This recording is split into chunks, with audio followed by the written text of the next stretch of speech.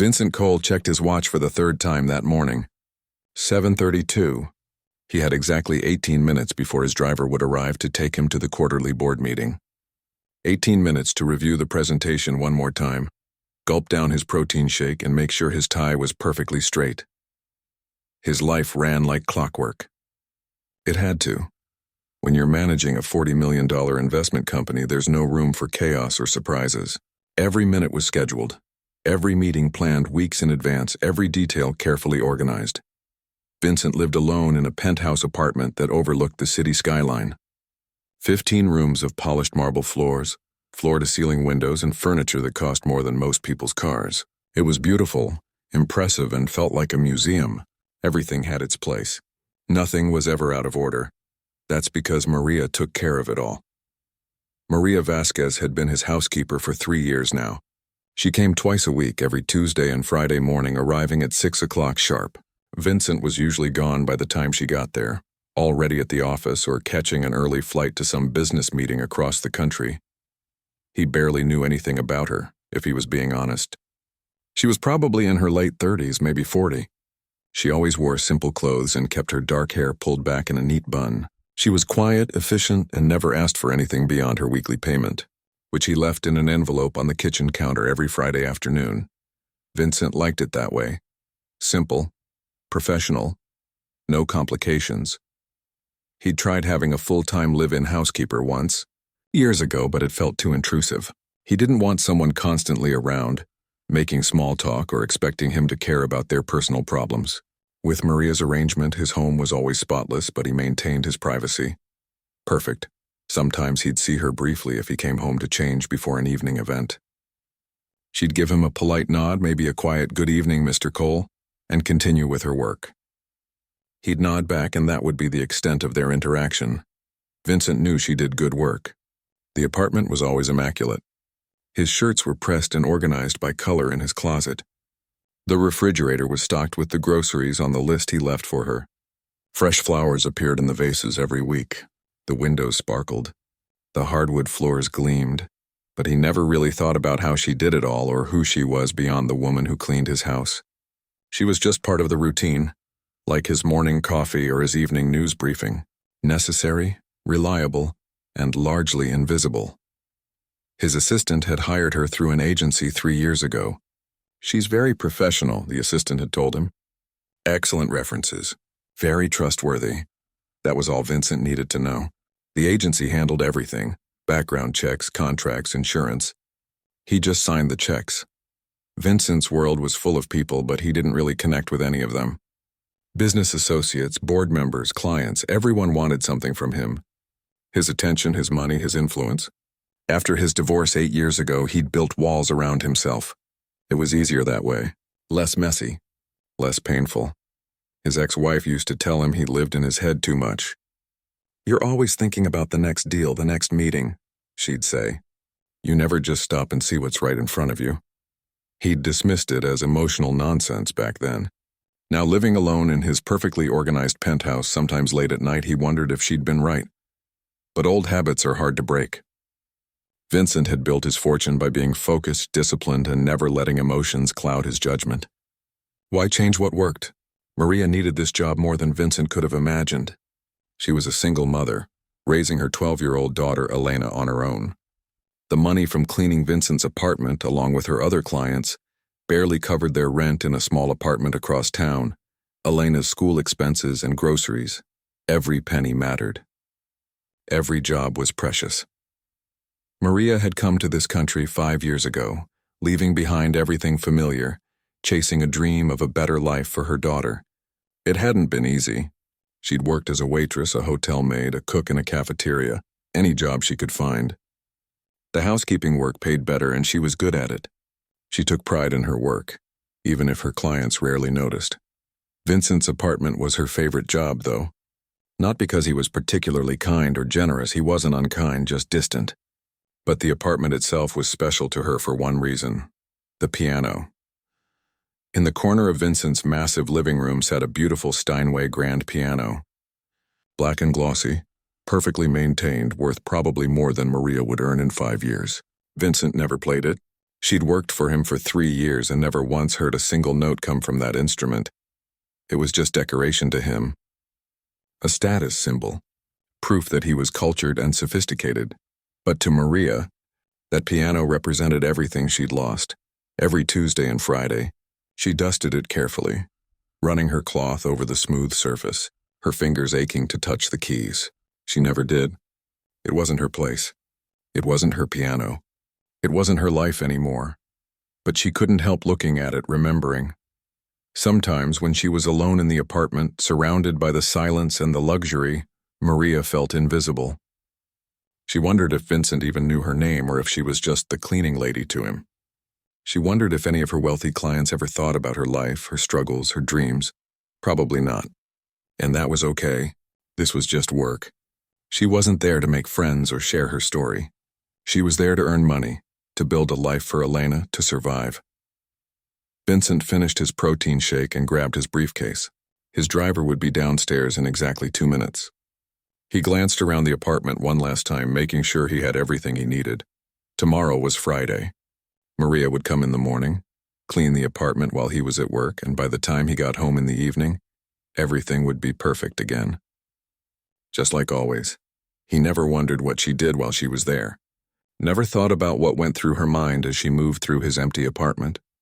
Never imagined that this woman he barely acknowledged had a story of her own, full of heartbreak and dreams and extraordinary talent. Why would he? In Vincent's carefully controlled world, people were either useful or they weren't. Maria was useful. That was all that mattered. As he stepped into the elevator, headed down to another day of meetings and deals, Vincent had no idea that his routine was about to be shattered. That one unexpected moment would change everything he thought he knew about success, purpose, and the invisible people all around him. Sometimes life has a way of forcing us to pay attention, and for Vincent Cole, that moment was coming very soon. Tuesday morning started like any other for Maria. She let herself into Vincent's apartment at 6 o'clock, using the key code he'd given her 3 years ago.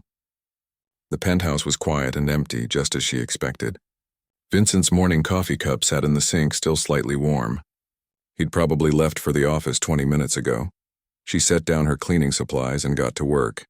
First the kitchen, then the bathrooms, then the bedrooms. By 8:30, she'd worked her way to the living room. The morning sun was streaming through the floor-to-ceiling windows, making the whole room glow with golden light. And there it was. The piano. Maria stopped, her dust cloth in hand, and just looked at it. The morning light made it even more beautiful than usual. She could see her reflection in the glossy black surface. For a moment, she just stood there, remembering. She remembered her teacher's hands showing her the proper position. She remembered the small concert hall where she'd performed as a young woman, the applause washing over her like waves. She remembered her husband's face in the audience, pride shining in his eyes. She remembered who she used to be. Before she could stop herself, Maria walked over to the piano. She told herself she was just going to dust it, like always. But when she ran the cloth across the keys, something inside her broke open. Just one note. That's all. Just to hear it again, she pressed middle C. The sound filled the enormous room, pure and clear. It had been so long. Too long. One note became two. Two became four.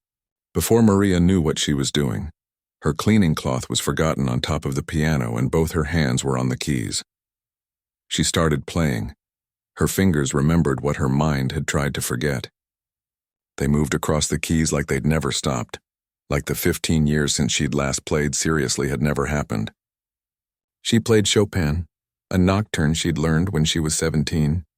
The music poured out of her, carrying all the grief and longing and dreams she'd buried deep inside. Maria closed her eyes.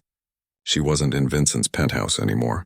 She wasn't a housekeeper wearing rubber gloves with cleaning supplies scattered around her feet.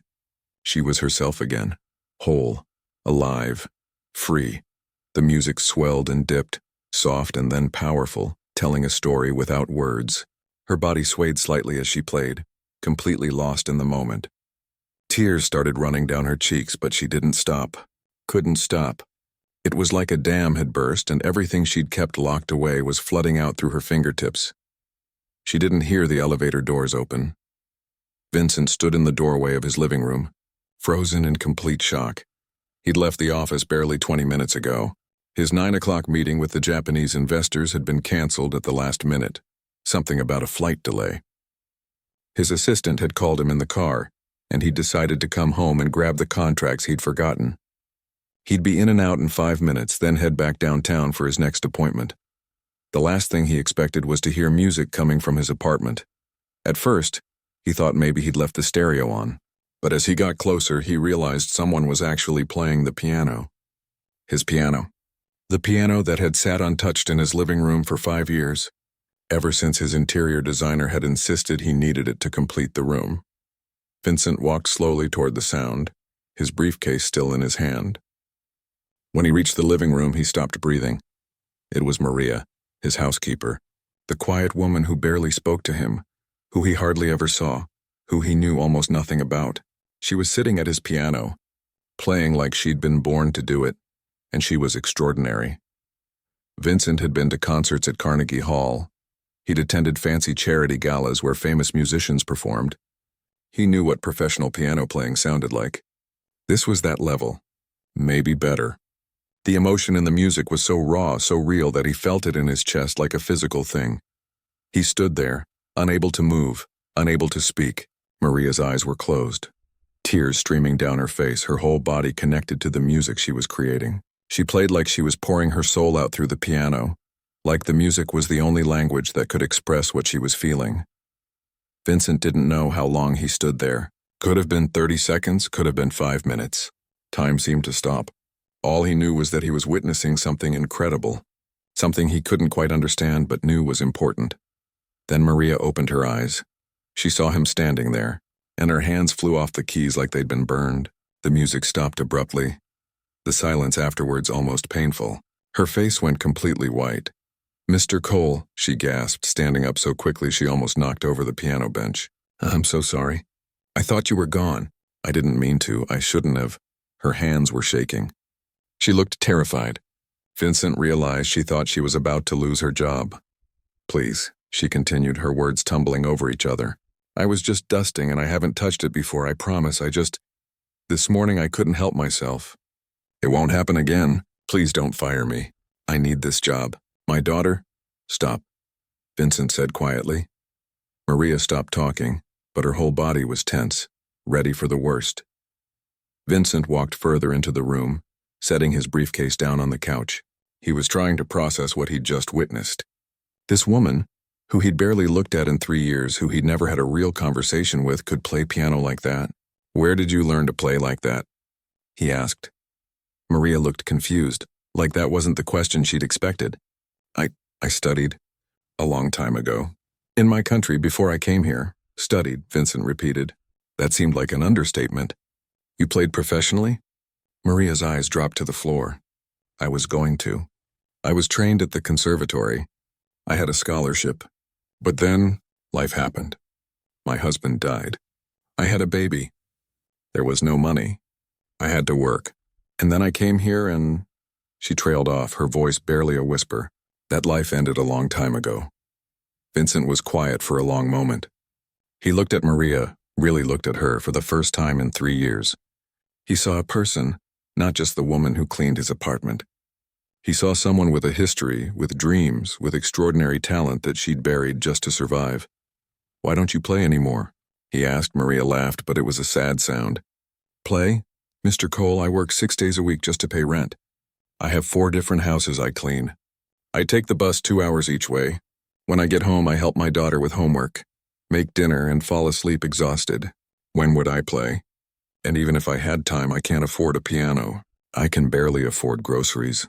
She wiped her eyes quickly, embarrassed by her tears. "I'm sorry. You don't need to hear about my problems. I'll just finish cleaning and—" "Play something else," Vincent said suddenly. Maria stared at him. "What?" "Play something else, please." He sat down on the couch, his meeting completely forgotten. "I want to hear more. Mr. Cole, I should really—" "Please," he said again. And there was something in his voice that made Maria pause. He didn't sound like a boss giving orders. He sounded like someone asking for something he needed. Maria hesitated, then slowly sat back down at the piano. Her hands shook as she placed them on the keys. She couldn't believe this was happening. She should be apologizing more, she should be cleaning, she should be doing her job. But instead, she started to play again. This time she played something different, something softer. A piece by Debussy like Moonlight on Water. And as she played, she felt something shift inside her. For so many years, she'd convinced herself that part of her life was over, that the girl who dreamed of concert halls and standing ovations was gone forever. But maybe, just maybe, she'd been wrong. Maria finished playing and let her hands rest on the keys. The apartment was silent again, but it was a different kind of silence now. Something had changed in that room, though neither of them could quite name it yet. Vincent sat on his expensive leather couch, completely still. He'd forgotten about his contracts, his meetings, his carefully planned schedule. All of that seemed meaningless now. He'd just heard something that shook him in a way he couldn't explain. "How long has it been?" he asked quietly. "Since you played like that?" Maria kept her eyes on the piano keys. 15 years. Maybe longer. I played a little when Elena was a baby, at a church sometimes. But not really. Not like this, Elena. My daughter. She's 12 now. Vincent realized he hadn't even known Maria had a daughter. 3 years this woman had been coming to his home, and he'd never asked a single personal question. The thought made him uncomfortable. "Tell me what happened," he said, "if you want to. I mean, you don't have to, but—" He trailed off, unsure how to ask. He wasn't used to having conversations like this. Maria turned to look at him. Really look at him. She was trying to figure out if he genuinely cared or if he was just being polite. But something in his face told her he actually wanted to know.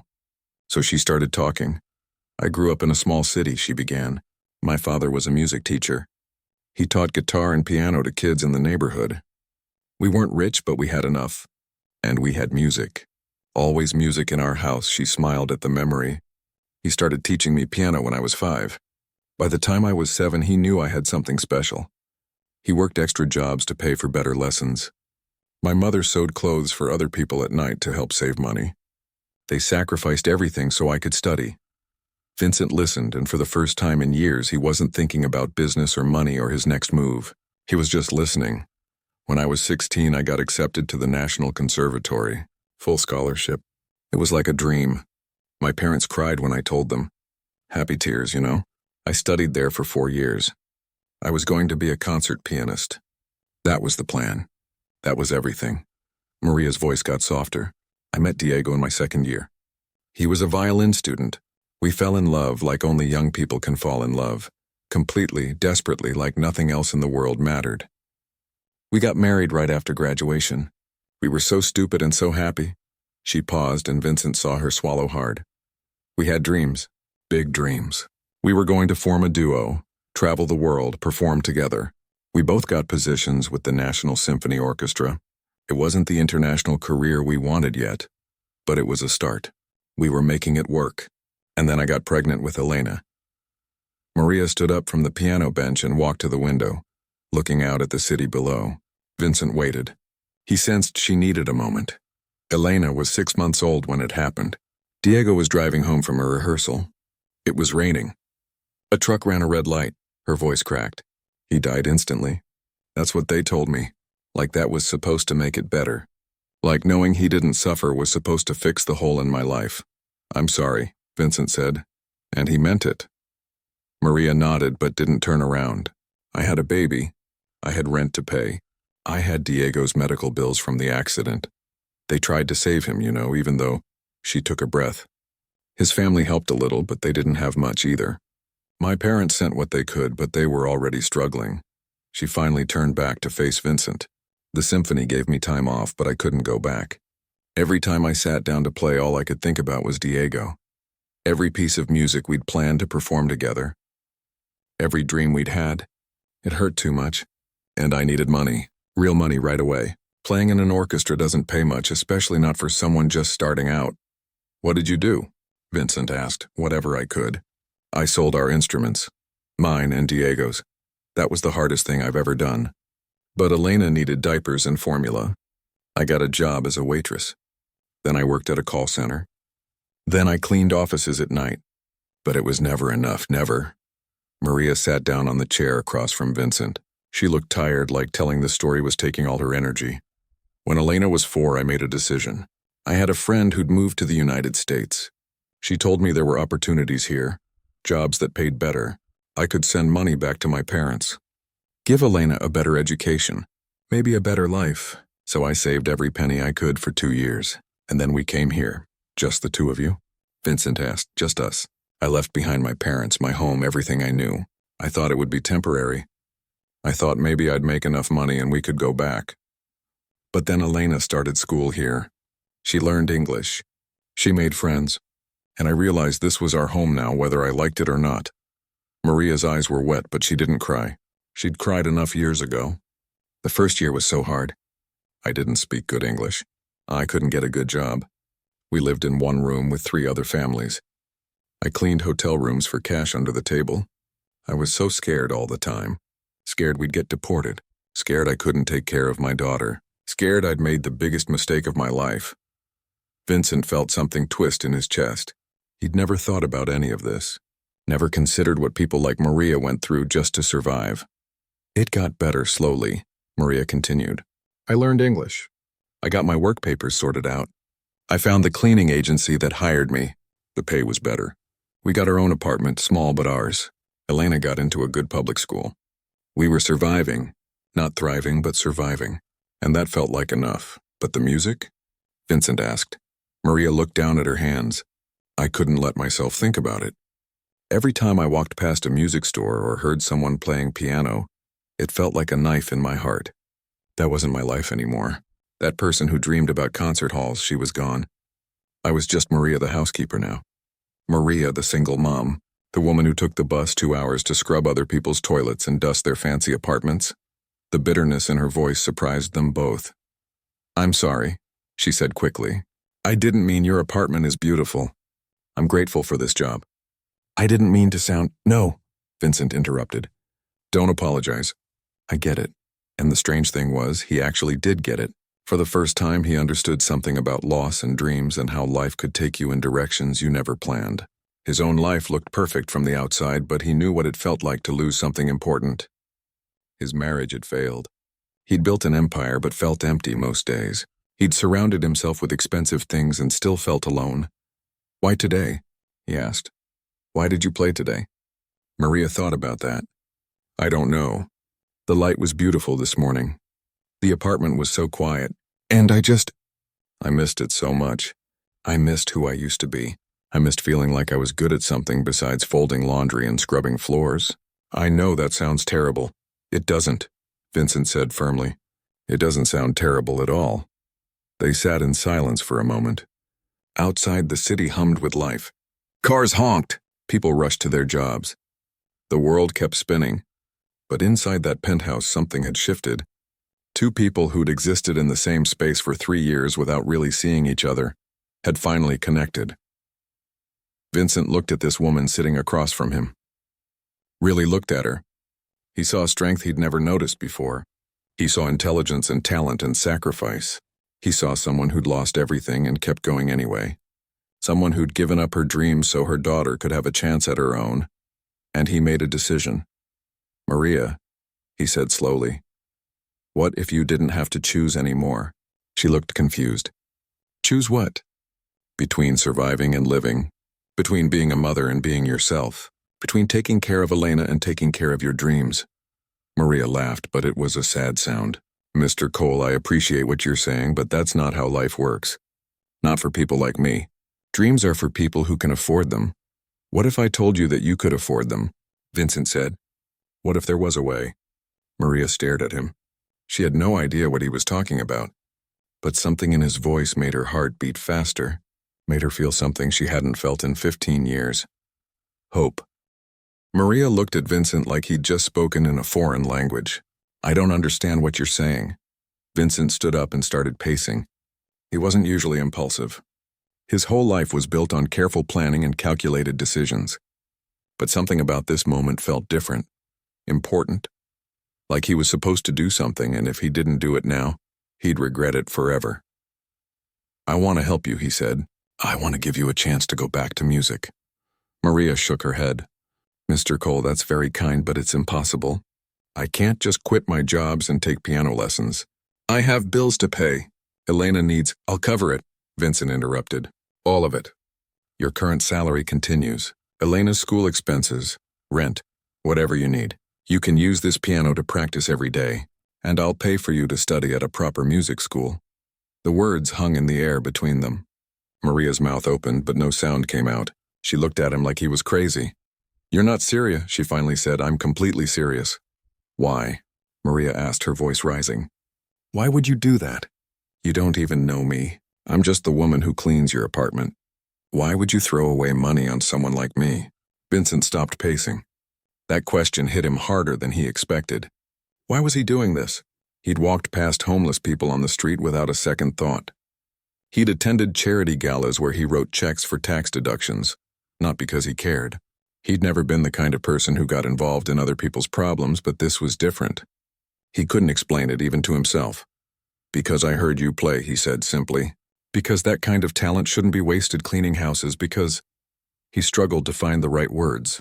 Because I have more money than I could spend in 10 lifetimes, and I've never used it for anything that actually matters. Maybe this matters. Maria sat down heavily on the piano bench. Her hands were shaking. People don't do things like this. This doesn't happen in real life. It's happening, Vincent said. If you want it to happen. I don't understand. What do you want from me? There has to be something you want. Vincent realized she thought this was some kind of trick, or worse. He saw the fear in her eyes and understood. A rich man offering to pay for everything. She probably thought he wanted something inappropriate in return. Nothing, he said firmly. I don't want anything from you except to see you play music again. That's it. This isn't— He felt his face get hot. I'm trying to do a good thing here. That's all. Maria studied his face. She'd been around enough men to know when they had bad intentions. Vincent looked uncomfortable and awkward, but he didn't look predatory. He looked sincere, which somehow made this even more confusing. Let me think about it, she said quietly. Of course. Take all the time you need. Maria nodded and stood up. I should finish cleaning. You don't have to. I need to, she said. I need to do something normal right now because I feel like I'm going crazy. Vincent watched her gather her cleaning supplies and disappear into the other rooms. He looked at his watch. It was almost 11. He'd missed 3 meetings. His assistant had probably called him a dozen times, and he didn't care. He didn't care at all. That night, Maria sat at her small kitchen table across from Elena. Their apartment was tiny, 1 bedroom that Elena used, and Maria slept on the pull-out couch in the living room. The walls were thin. The heating barely worked in winter, but it was theirs and it was clean and it was safe. That had always been enough, until today. Mom, you're acting weird, Elena said, looking up from her math homework. Did something happen at work? Maria had been stirring her coffee for 5 minutes without drinking it. She didn't know how to explain this to her daughter. Didn't know how to explain it to herself. Elena, do you remember the stories I used to tell you? About when I was younger? About playing piano? Elena nodded. You said you were really good. You said you were going to be famous. I said maybe famous. That was the dream anyway. Maria took a breath. What if I told you someone offered to help me go back to music school? To study again? Elena's eyes went wide. Really? That's amazing. Who? Mr. Cole, the man whose apartment I clean on Tuesdays and Fridays. The rich guy with the fancy place? Yes, him. Maria hesitated. He heard me playing his piano today. I wasn't supposed to touch it, but I did, and he came home early and caught me. But instead of being angry, he wants to pay for me to study music again. He said he'd cover your school, our rent, everything. Elena stared at her mother. Mom, that's incredible. This is like a movie or something. Why do you look so worried? Because it doesn't make sense, Maria said. People don't just do things like this. What if he changes his mind? What if there's some catch I don't understand? What if I give up my other jobs and then it all falls apart and we have nothing? Or, Elena said slowly, what if it's real? What if he really just wants to help? Maria looked at her daughter. When had she gotten so wise? 12 years old and already smarter than her mother. I'm scared, Maria admitted. Of what? Of hoping. Of wanting something again. For 15 years I've kept my head down and just survived. I don't know how to dream anymore. What if I try and fail? What if I'm not good enough anymore? Elena reached across the table and took her mother's hand. Mom, I've never heard you play. Not really. You hum sometimes when you cook and you told me stories, but I've never actually heard you. But if this Mr. Cole heard you and wanted to do all this, you must be really, really good. It's been so long. So you'll practice. You'll work hard. You're the hardest working person I know. Elena squeezed her mother's hand. Mom, my whole life you've done everything for me. You work all the time. You're always tired. You never do anything for yourself. Maybe it's time you did. Maria felt tears running down her face. What if I'm making a mistake? What if you're not? Elena said. What if this is your chance? You always tell me to work hard and follow my dreams. Maybe you should take your own advice. Maria laughed through her tears. When did you grow up? I've been grown up. You just didn't notice because you're always too busy taking care of me. They sat in silence for a moment, holding hands across the old kitchen table. You think I should do it? Maria asked. I think you should at least try. What's the worst that could happen? We could lose everything. We've lost everything before, Elena said simply. We survived. We'd survive again. But Mom, what if it works? What if you get to be that person you used to tell me about? The one who played concerts and loved music more than anything? Don't you want to at least try to find her again? Maria went to work on Friday like normal. She cleaned Vincent's apartment while he was at the office. But before she left, she did something she'd never done before. She left him a note on the kitchen counter next to where he always left her payment. Mr. Cole, it read, I've thought about your offer. If you're still serious, I would like to accept. But I have conditions. I need to keep cleaning your apartment. I can't just take your money without working. And I need a contract in writing so I know this is real and not just something you said in the moment. If you still want to do this, we can talk next Tuesday. Thank you. Maria. When Vincent came home that evening and found the note, he read it 3 times. Then he smiled. Actually smiled, something he hadn't done genuinely in months. He called his lawyer that night. I need you to draw up a contract, he said. An unusual one. By Monday, Vincent had everything arranged. He'd contacted the evening program at a prestigious music school. He'd set up a trust fund to cover Maria's expenses for the next 3 years. He'd spoken to the admissions director personally. He'd even called in a favor from a friend on the board. The contract was 15 pages long. It outlined everything. Maria's salary would continue. Elena's school expenses would be covered. Maria would have access to Vincent's piano for practice 4 days a week. She would attend music school 3 evenings per week. She would keep her job cleaning his apartment if she insisted. Though Vincent had written in a clause that this was optional, it was the most excited he'd felt about anything in years. Tuesday morning, Maria arrived at 6 o'clock. But this time, when Vincent came home at 9, it wasn't an accident. He'd cleared his schedule. This was planned. They sat at his dining room table and he slid the contract across to her. It's all here, he said. Everything in writing. Read it carefully. Have someone else read it if you want. There's no catch. No hidden clauses. Just what I promised. Maria read through every page. Her hands shook as she turned each one. Vincent sat quietly, waiting.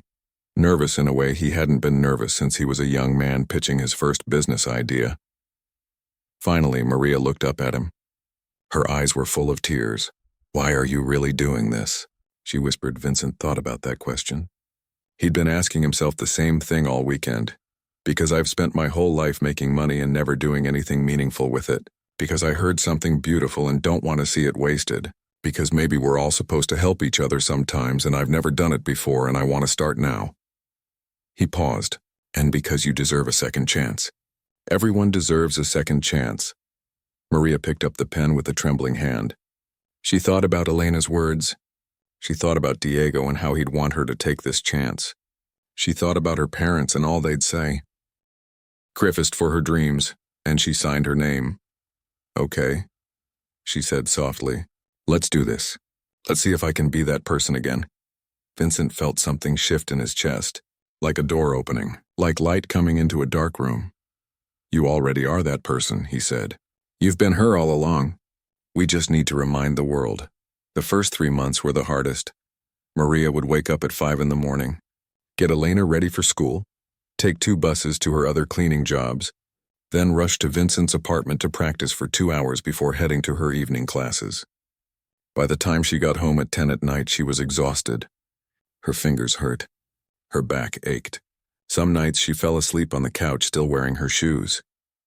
Maybe this was a mistake, she told Vincent one Tuesday morning. She'd been playing scales for an hour and kept messing up. Her hands felt stiff and clumsy. I'm too old for this. Too out of practice. I can't remember things like I used to. Vincent, who'd started working from home more often these days, looked up from his laptop. How long did it take you to learn piano the first time? Years. Many years. Then give yourself more than 3 months. But it wasn't just the physical challenge. It was emotional too. Every time Maria sat at that piano, memories flooded back. Diego's laugh. The way he'd kiss her shoulder when she was practicing. The dreams they'd shared. Some days the grief hit her so hard she couldn't play at all. She'd just sit there crying, her hands frozen on the keys. Vincent learned to recognize those days. He'd quietly bring her tea and sit nearby, not saying anything, just being present. He didn't try to fix it or tell her everything would be okay. He just gave her space to feel what she needed to feel. He would be proud of you, Vincent said one day during one of these moments. Maria looked at him through her tears. You think so? I know so. You're honoring his memory by not giving up on music. That's love. Real love. Slowly things started to change. Maria's fingers remembered their training. The music came easier. Her teacher at the school, a stern woman named Professor Chen, was demanding and sometimes harsh, but she saw potential in Maria. You have something rare, Professor Chen told her after 6 months. Most students play technically well, but you play with soul, with pain and joy in life. That cannot be taught. Elena noticed the change in her mother too. Maria smiled more. She hummed while cooking. She seemed lighter somehow, like she'd been carrying a weight and had finally put it down. Mom, you're different now, Elena said one night at dinner. Different how?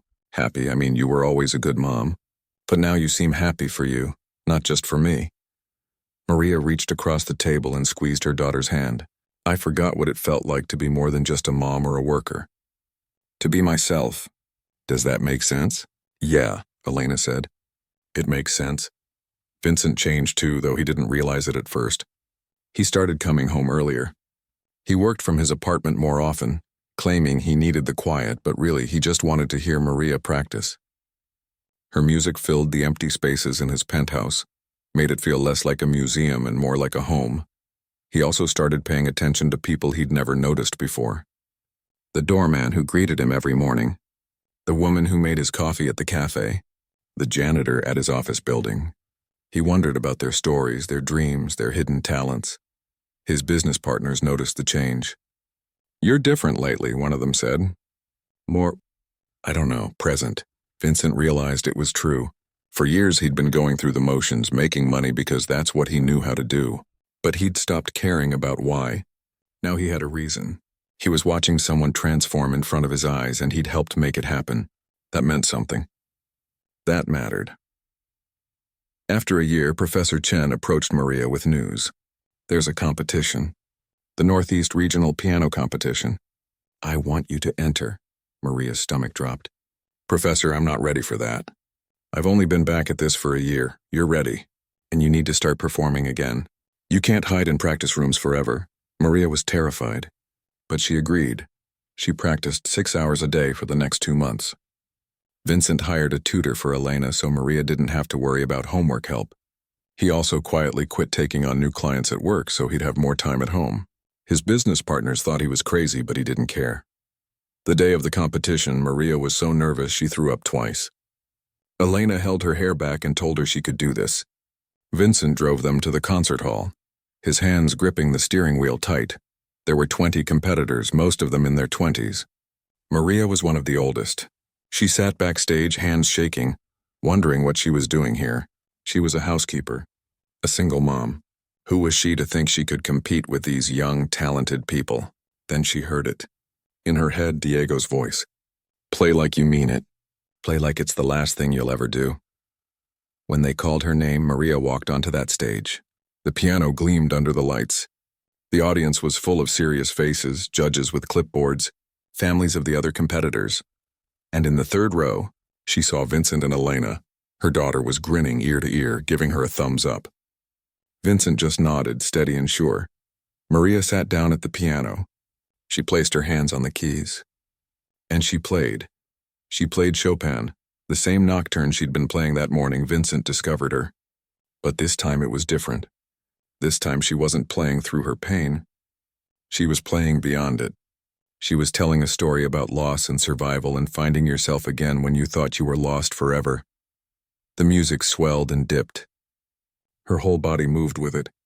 She forgot about the judges, the competition, everything. There was just the music in the moment and the feeling of being completely, fully alive. When she finished, there was silence, a long silence. Maria's heart sank. Maybe she'd messed up. Maybe then the applause started. It began with one person, then another.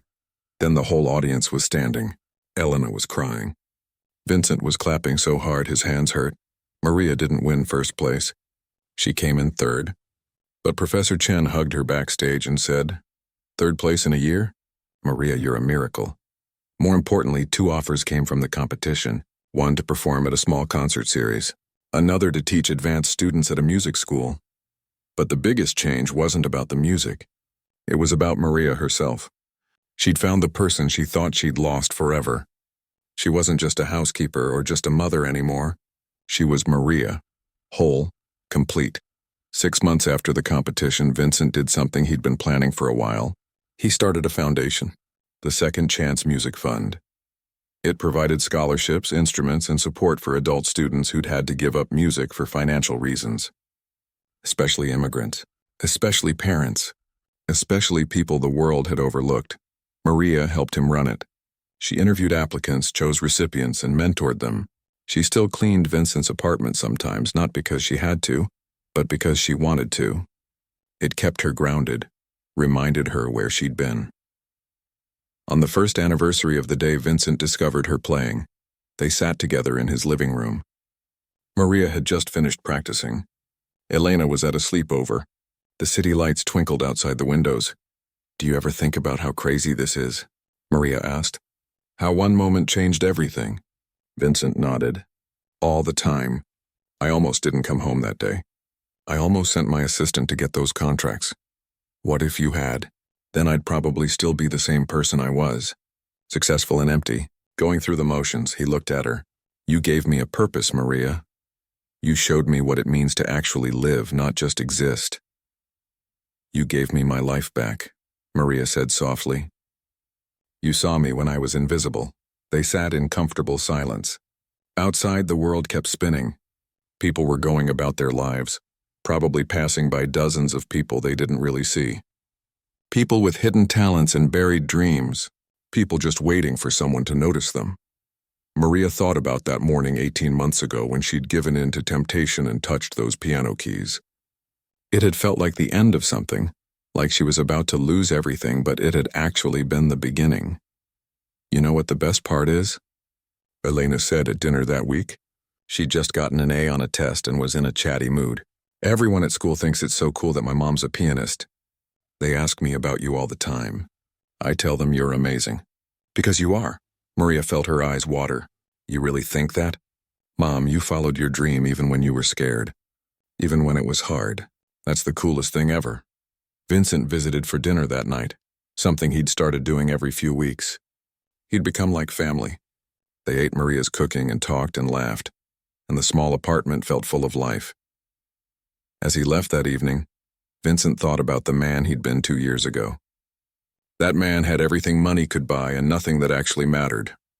He'd been successful but not happy, rich but not fulfilled. He'd thought he was doing Maria a favor by helping her, but really she'd saved him. Sometimes the people we think we're helping are actually the ones helping us. Sometimes a single moment of paying attention can change everything, and sometimes the most extraordinary talents are hidden in the most ordinary places, just waiting for someone to notice. All you have to do is look.